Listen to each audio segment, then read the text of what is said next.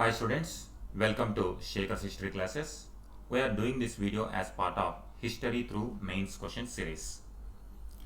In this video, we will discuss about this question. It is related to modern India. The question here is, was the British conquest of India accidental or planned? Nowadays, this question is becoming very popular.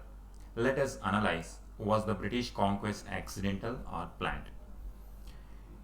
In order to explain the real intention of the British to conquer Indian subcontinent, two theories emerged in the historians. One theory is the British did not have any intention initially. They blindly entered into the political game and accidentally they got Indian subcontinent as the empire. But second theory says it is not a blind conquest. The British came to India as a process of planned conquest and they conquered Indian subcontinent with proper design and plan. Let us analyze the theory 1. The theory 1, it was propagated by John Seeley, and he propagated that the British conquest is blindly, unintentionally and accidentally involved in the political affairs of India. They involved and they interfered in the political struggles, and finally they got Indian empire in a fit of absent-mindedness. That means even British also didn't know that they are expanding their empire. So according to him, there was no political ambition at all, and they were forced. They came to India only for trade and commerce, but driven by the political troubles that are prevailed in the Indian subcontinent, and they were forced to enter into the Indian political troubles.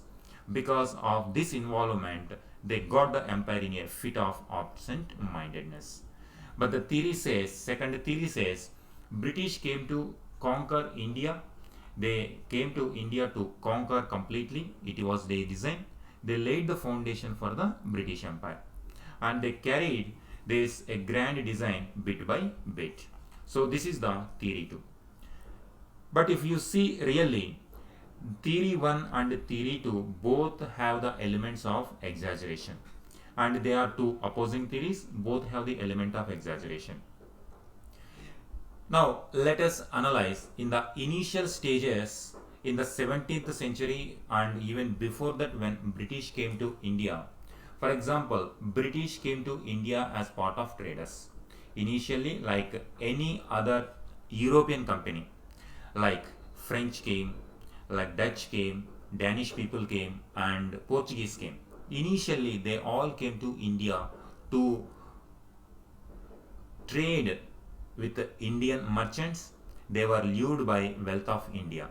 They wanted their share of wealth in the Indian merchandise exports and imports. However, after this, the British flag followed the British trader.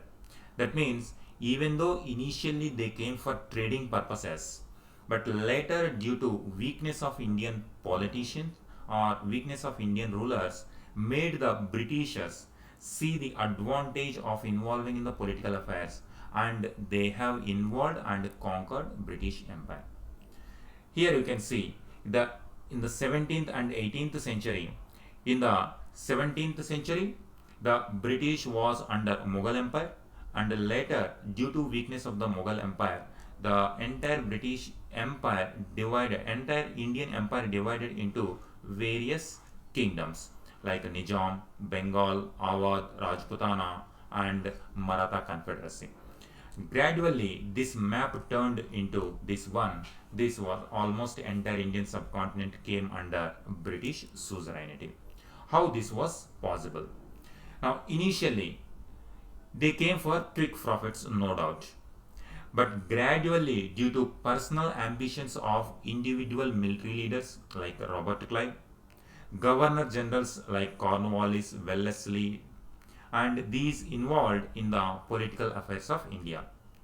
And also contemporary European political developments like nationalism, French Revolution, they have changed the scenario in British mindset. The national chauvinism and nationalism in Britain gradually pushed the Britishers to conquer India, and gradually they started propagating white man burden theory. So this shows that initially they came as traders, and initially to protect their interests. For example, during Battle of Plassey and Buxar, their main intention was to safeguard their trade interest. That is why they involved in Carnatic wars, they involved in Bengal wars initially. But later they have seen the importance of India, and they don't want to lose this opportunity, and gradually governor generals like Cornwallis, for example, Cornwallis surrendered in the American War of Independence. The British lost one colony in the form of American independence, but now they wanted to strengthen Indian colony and they wanted to capture Indian colony. But before this, till this time, their main intention was to safeguard the trade interests of the East India Company. So this is how gradually it is turning from unplanned conquest to planned conquest. And the next, Lord Wellesley, when he came to India as Governor General, he used the pretext of Napoleon danger and started conquering the Indian subcontinent. He finally annexed Mysore kingdom as well. And Lord Hastings, he started propagating the theory British paramountcy. That means the Mughal paramountcy is no more valid, only British paramountcy is relevant, and British are more powerful now. So this is how the Governor General Lord Hastings started propagating. Now you can see how gradually unplanned conquest, unplanned interference now entered into the planned stage. And Dalhousie, and he wanted to conquer Indian kingdoms, princely states at any cost. And he has chosen different type of pretexts, and one of the infamous one is doctrine of lapse. So he has chosen one of the other pretexts to conquer Indian princely states, and finally he added more than half of Indian subcontinent what was there before him. So this is how. So initially it is a accidental one, or initially they were involving in the trading activities, but gradually due to various aspects like personal ambitions of individual military leaders, governor generals, contemporary European political developments, and national chauvinism and white man burden theory, all these factors made the British plan and conquer Indian subcontinent completely. So this is the answer for this question. Thank you.